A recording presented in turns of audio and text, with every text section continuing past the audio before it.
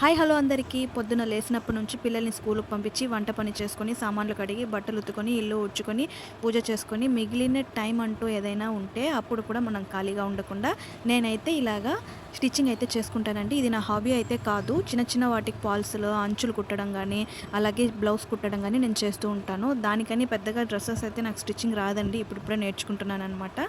అది పోగా మిగిలిన టైంలో నేనైతే ఆఫ్టర్‌నూన్ టైంలో టైం ఉంటుంది కదా పిల్లలు వచ్చేంత వరకు, ఆ టైంలో అయితే నేను ఇలా క్రాఫ్ట్ చేయడం అంటే నాకు చాలా ఇష్టం అండి. అందుకని చెప్పేసి పారాషూట్ బాటిల్‌తో ట్రై చేద్దామని చెప్పేసి అనుకున్నాను.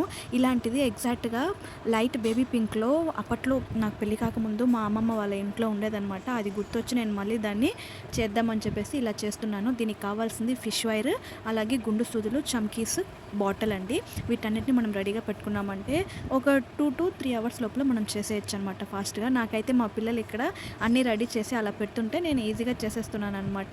దీన్ని ఇలా ఫోల్డ్ చేసుకున్న తర్వాత ఒక గుండు సూది తీసుకొని దానికి చమ్కీ అనేది అటాచ్ చేసుకొని ఇక్కడ ఇన్సర్ట్ చేయాలన్నమాట.